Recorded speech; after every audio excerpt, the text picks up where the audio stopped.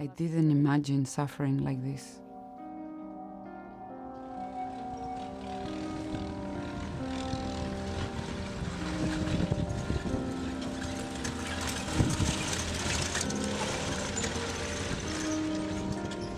Sometimes people will say, "Why don't you install electricity or water?"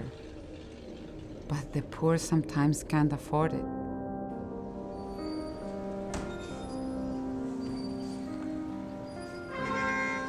When the water truck people would call out, I had to run down carrying the baby or just leave him. Because if not, we wouldn't get water.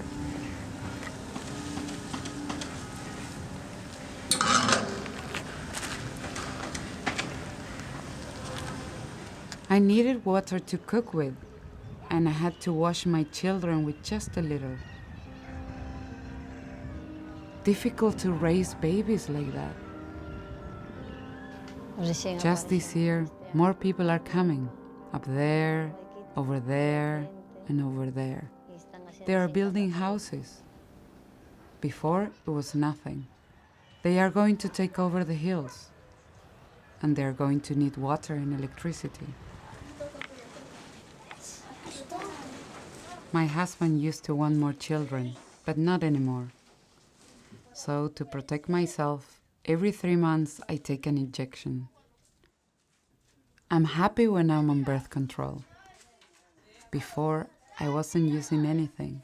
I was always scared to get pregnant again. If I had more children, what would I do? What would they eat? And they would need education. My husband works and he calls me lazy. How can I work with 4 little boys? Women struggle at home. Not to lack water in the house. That's what I worry about. And for all of us to be healthy and happy.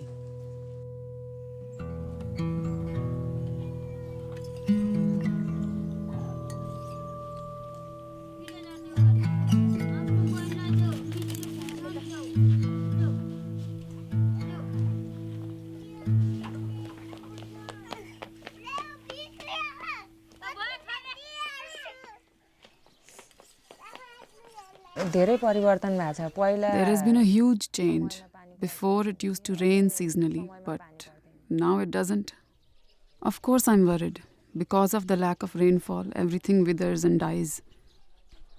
No matter what we plant, the seeds are just dying. We were not getting enough food from farming. Something had to be done. We needed to feed the family. So my husband left to work outside of the village. किन्न हुनु धेरै नै हुन्छ There are many families that have to struggle like this. Many men have gone away to work and the women take on all the responsibility. Women are central agents in their family. They're the ones who are, sometimes the only ones tending the fields, collecting firewood, making sure the family is fed. I mean, they're the ones who are really supporting the bulk of work to keep the household and the family sort of alive. And climate change makes that work harder. They're yielding less crop from the field that they inherited from their father or their grandfather. They're definitely traveling greater distances to collect fresh water, which is not always drinkable water. They're definitely traveling longer distances to collect firewood to cook for their family. And that is the women's burden. That is what she does for her family and community. And so if that's what climate change is doing, and you have women who are then forced to respond to it on a daily level, like it or not, that for me is a beautiful interplay. That's what climate change means to a woman farmer. The links are very real. And she's trying to provide for her family, and yet she's maybe married at 18 or 19. She has no access to family planning. So she may have one kid after another. By the time she's 25, 26, she could have 4 children. Maybe wants to stop there, but if she doesn't have the access to the services that we take for granted, how do we expect that she's ever going to get ahead? That she's ever going to keep her head above water and the heads of her family above water? So for me, that's, it's just sort of one little snapshot of the way in which current feeling, current climate change impacts are really shifting her daily reality in a way that's powerful. I have to look after the cattle, work in the fields, and grow vegetables by myself.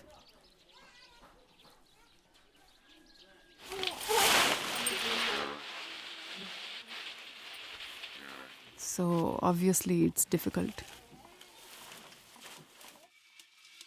Before I was married, I didn't have enough to eat or wear. In the winter, I slept with a thin shawl wrapped around me. I don't have good memories. For someone who has struggled so much, pleasant memories are hard to recollect. आफूले दुःख गरे Because I suffered like that, I don't want my children to go through the same thing. If I die, there's nothing I can do. But as long as I'm alive, I will continue to struggle for them. The children help me cook during the mornings and evenings. But they have to go to school. I can't keep them at home and ask them to work. I don't want my kids' lives to be as hard as mine. So while it's difficult, I'm sending them to school. I think their future will be bright once they have good education. If they decide to stay and farm, there is little hope.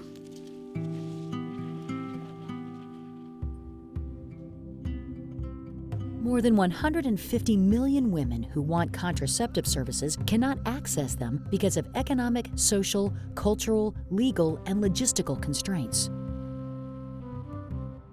These impediments include the cost of contraception, the distance provided to access the actual services, some of the stigma that is at times associated with using contraception. They may sometimes believe that there are negative after effects. Sometimes the desire of a spouse or husband or partner who may want to have more children, the woman would like to have less children, so that if a woman's status is not as such that would allow her to negotiate with her partner, there may be some limitations there. We also look at laws that govern the age at which a girl can get married. We have many young girls, particularly in sub-Saharan Africa and Middle East and North Africa, who are getting married very young at age 13. This means that they are prone to a number of health risks, and it means that they're not in school, they're not getting the education, and they're not being provided with services that could help them be more productive to society in ways that they would like to be. In the U.S., there are political and ideological impediments to family planning. The so-called gag rule is one of them. Well, the global gag rule is the name that we've given it as advocates. Of course, the official name for it is the Mexico City policy. It cuts off U.S. funding, so support from the U.S. Agency for International Development, cuts off U.S. funding to international NGOs, service providers, groups who run clinics, who run family planning, sort of in installments in the developing world. Cuts off U.S. funding if those groups do anything related to abortion, if they refer for safe abortion services, if they perform them themselves, even if they do that suite of services with other people's money, their own money, European investment, it doesn't matter. If that group touches it, U.S. investment is cut off. It first introduced under President Reagan, and actually not in place right now under President Obama. It has become quite the political football. So it often is either reinstated or repealed on the first day of office of a new president. You can guess who reinstates and who repeals this Mexico City policy. And what we found is that groups are suffocated in the field. The U.S. is an unbelievable global leader on reproductive health, and the lack of U.S. funding has forced closures of clinics throughout the world. So again, a completely unintended consequence. I think the U.S. people don't have as full appreciation as they should for what an unbelievable global leader the U.S. government is on development assistance writ large, but on this set of interventions, family planning and women's health. We should be so proud of what our government has done. And unfortunately, when something like the Mexico City policy is put back in place, that investment, those sort of years of strengthening and building clinics and services, just disappears. I want the American people to get out of their borders more often. And of course that takes plane fares and that has its own set of carbon emissions, but we have got to build an increased desire for, interest in what happens outside of the United States. And the second piece, which I hope would come out of that, would be American support for foreign assistance. Back to that unbelievable leadership role that this government plays.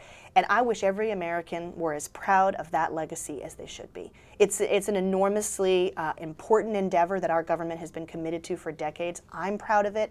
It's a fraction of the budget. We talk about invading, Iraq, and in a second, we spend in Iraq what we would spend on a year of foreign assistance. It's got to be something that the American people see as development, but how it links to diplomacy and it absolutely supports defense, that those three Ds are interchangeable.